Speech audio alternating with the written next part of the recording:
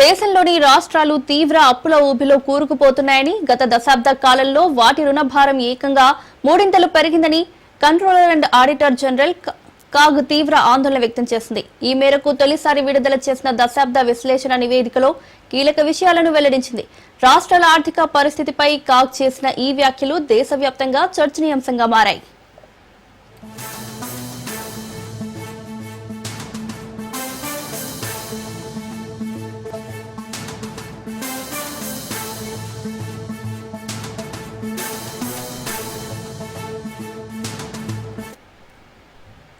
CAG అధిపతి K Sanjay మూర్తి రాష్ట్రాల ఆర్థిక కార్యదర్శుల సమావేశంలో ఈ నివేదికను విడుదల చేశారు.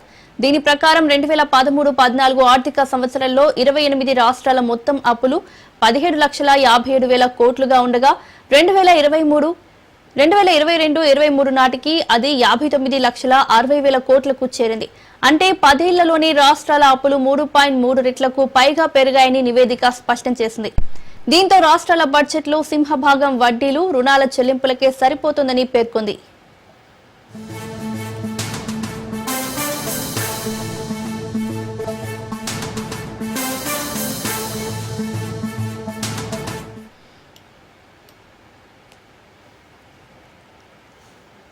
తీసుకున్న అప్పులను ఆస్తుల కల్పనకు, పెట్టుబడులకు కాకుండా రోజువారీ రెవెన్యూ ఖర్చులకు, లోటును పూడ్చుకోవడానికి వాడుతున్నాయని కాగ్ తప్పుపట్టింది.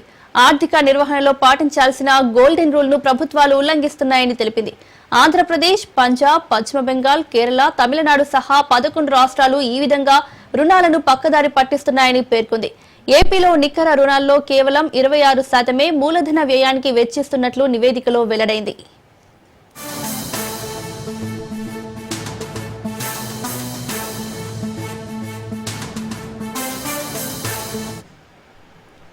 రాష్ట్రాల స్థూల ఉత్పత్తితో పోలిస్తే అప్పుల నిష్పత్తి కూడా ఆందోళనకరంగా పెరుగుతోందని కాగ్ తెలిపింది. 2023 ఆర్థిక సంవత్సరం ముగిసే నాటికి పంజాబ్ అత్యధికంగా 40.35% రుణ నిష్పత్తితో అగ్రస్థానంలో ఉంది. ఆ తర్వాతి స్థానంలో నాగాలాండ్, పశ్చిమ బెంగాల్ ఉన్నాయి. మరోవైపు ఒడిశా, మహారాష్ట్ర, గుజరాత్ రాష్ట్రాలు మెరుగైన ఆర్థిక క్రమశిక్షణతో తక్కువ రుణ నిష్పత్తిని నమోదు చేశాయి.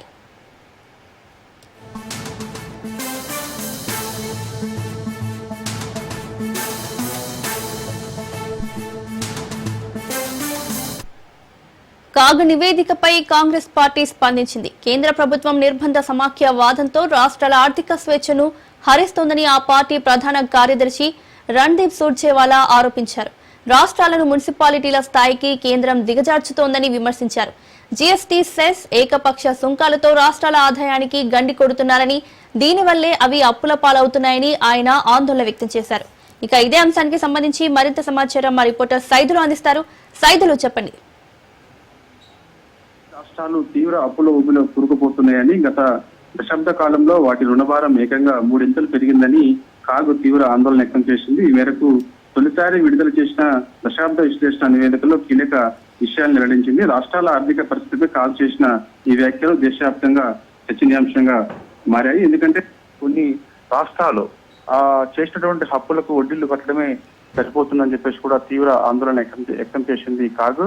దాదాపుగా 11 రాష్ట్రాలు పూర్తిగా అప్పుల ఊబిలో కూరుకుపోయాయని చెప్పేసి, వాళ్ళు చేస్తున్నటువంటి అప్పులు రోజు రోజుకు పెరిగిపోతున్నాయని చెప్పేసి, గత దశాబ్ద కాలంలో చూస్తే ఆ యొక్క అప్పులు డబులింతలు అవుతున్నాయని చెప్పేసి తీవ్ర ఆందోళన వ్యక్తం చేసింది కాదు. దానిలో భాగంగా ఇప్పటికైనా సరే రాష్ట్ర ఆర్థిక పరిస్థితిని దృష్టిలో పెట్టుకొని అభివృద్ధి కార్యక్రమాలు, అదేవిధంగా సంక్షేమ పథకాలకు సంబంధించినటువంటి అవన్నీ కూడా దృష్టిలో పెట్టుకొని రాష్ట్ర ఆర్థిక పరిస్థితి ఏ విధంగా ఉంటుంది అంచనా వేసుకున్న తర్వాత అప్పులు తెచ్చుకోవాలని చెప్పేసి కూడా సూచన చేసింది. సో ఏదేమైనా రాష్ట్రాలు చేస్తున్నటువంటి అప్పుల పట్ల మాత్రం కాగ్ తీవ్ర ఆందోళన వ్యక్తం చేస్తున్నటువంటి చిత్రం మనకి ఆందోళన కలిగిస్తున్నటువంటి అంశమే కావచ్చు. కాకపోతే కాగ్ అధిపతి సంజయ్ మూర్తి రాష్ట్రాల ఆర్థిక కార్యదర్శుల సమావేశంలో ఈ నివేదికను విడుదల చేస్తూ కూడా చాలా కీలక విషయాలను వెల్లడించారు. 2013-14 ఆర్థిక సంవత్సరంలో 28 రాష్ట్రాల మొత్తం అప్పులు 17,57,000 కోట్లు ఉండగా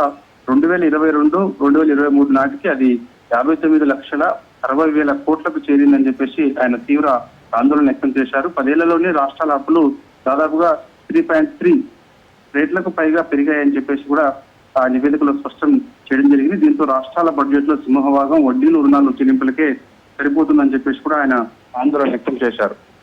రైట్ సైదు, థ్యాంక్ యూ.